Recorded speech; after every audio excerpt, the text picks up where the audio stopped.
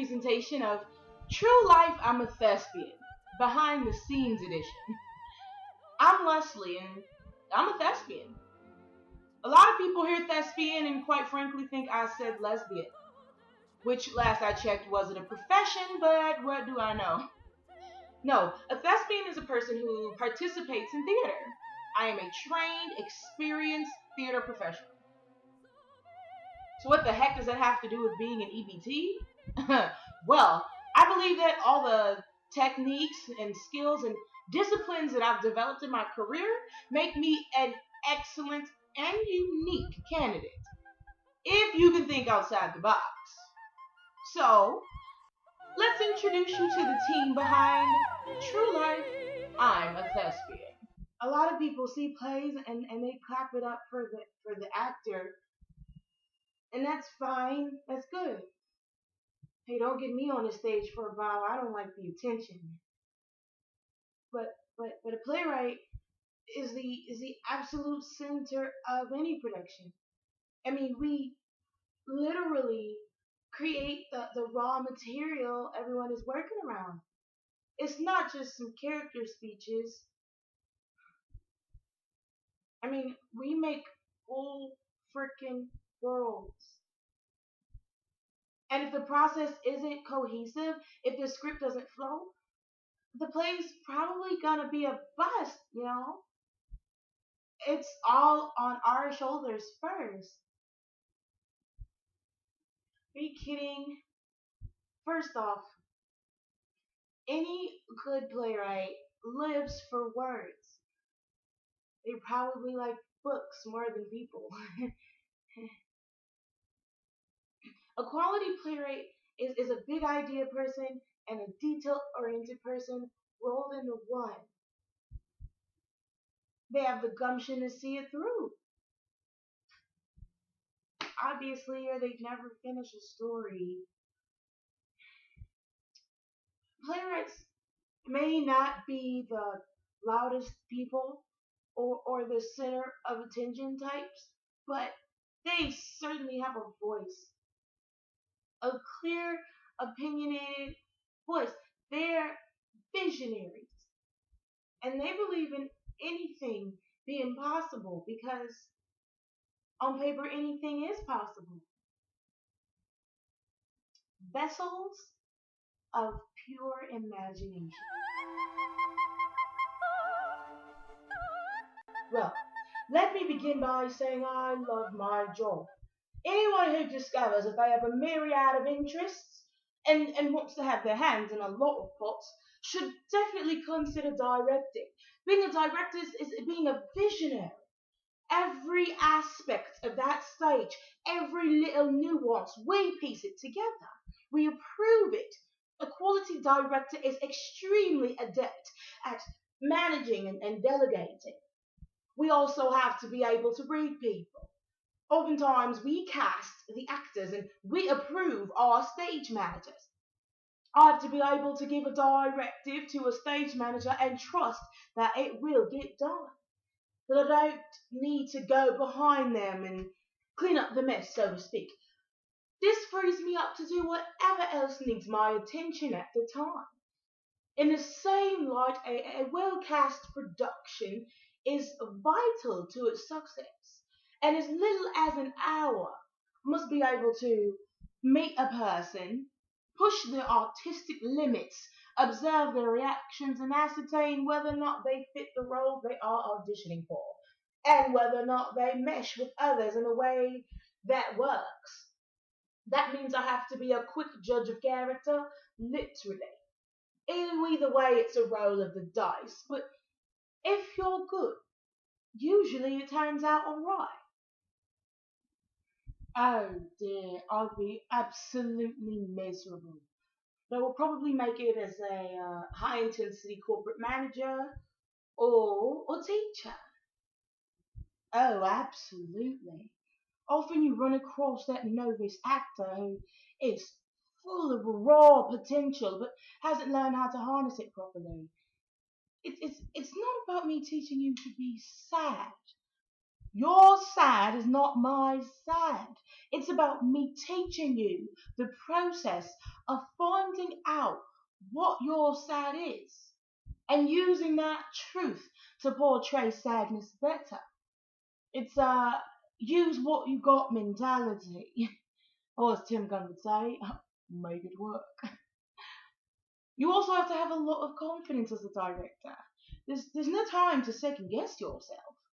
People look to you for what's next.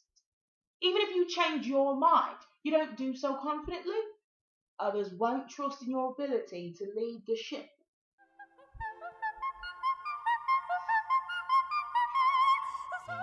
Do you smell that? Ah, that is the smell of quality pine in a hot drill bit. That's the smell of progress, of building something that matters, even if just for a few weeks. A scenic designer's job is, well, to design and construct the scenes and often the lighting and sound effects of the production. All of that. Without us, it'd just be people standing on the stage in the dark, reciting words. Anywho, the director, they think nothing happens without them.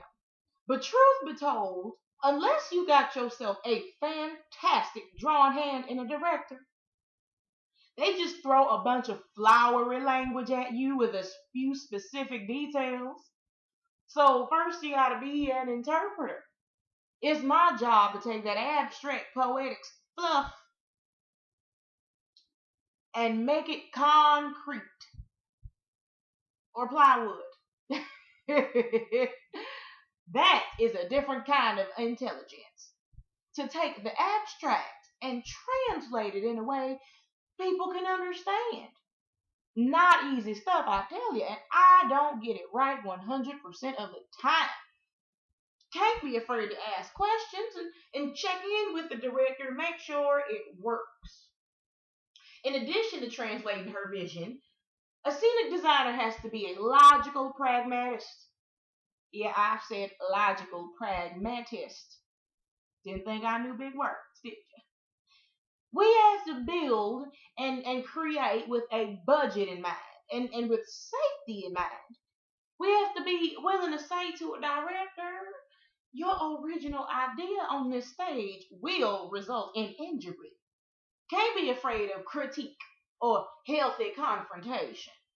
Confronting the issue, not the person, and agreeing to find a compromise. And it sounds real basic, but many folk miss one or more of these necessary steps.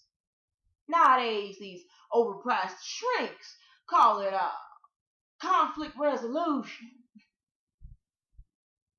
A truly cohesive production requires good teamwork, imagination, boldness, and knowing when to edit. It requires professionalism and a quality nail gun. I mean, keeping your tools sharp. And it requires patience. Patience, and deadlines. Yeah. Without me, there wouldn't be a show. Just a well designed panorama. You know why the actor gets all the applause? Because we bring the show to life. We are the blood of the production, and we're the ultimate multitaskers. Not only do we have to dig into the character, we have to memorize their words, give life to the director's vision, and engage in the scenery in a way that makes it all real, all while retaining our own artistry. There are no second chances for a stage performer. All our glory and all our mistakes lay there on the stage night after night after night. So we must be confident in our talents and able to be flexible if something goes wrong. We have to understand presentation, determining how our audience members will interpret our behavior and dress. To be an actor, one has to have great research skills. Let's say you're playing a character from the 1950s. You have to not only know what kind of clothing they wore, but what kind of foods they ate, what was going on in the world they may have heard about in the paper or heard on the radio. The script will only tell you so much. Another important aspect of my acting process is my journal. Oh, darling, everything. My struggles, my triumphs, new understandings of certain scenes, observations about the character bio. By journaling this process, it allows me to continue to improve and grow. It gives me a review of what worked and what didn't work. I'll tell you what, there are some creative differences between the director and myself. She wants us to go in a totally different direction than it has been. That witch is going to ruin the show. With professionalism, of course. You take a deep breath and respectfully voice your difference in opinion if it will move the situation along. You do not simply vent, and you never let them see you sweat. For one, disrespecting someone is just never appropriate. And secondly, my reputation is at hand, and in this business, it's all about who your friends are. And I am a professional.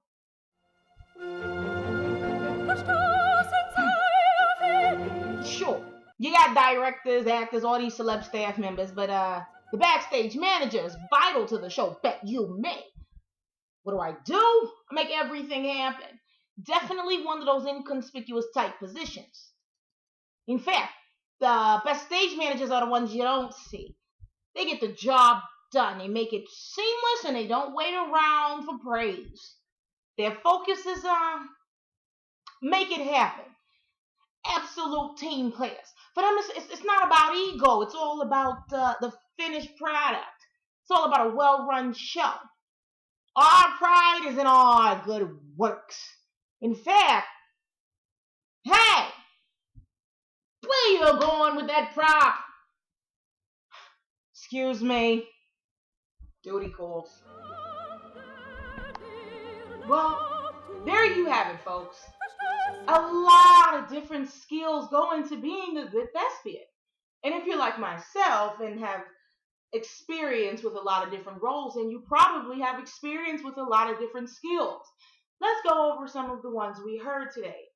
Creativity, attention to detail, big picture ideas, confidence, managerial and delegation skills, knowing when to be led and when to lead, imagination, willingness to ask questions, conflict resolution skills, professionalism, research skills, teaching the process, not just information, being goal oriented, not accolade oriented, being a multitasker, understanding perception, being very, very literate, teamwork, team trust, pragmatism, knowing when to edit, and abstract concept intelligence.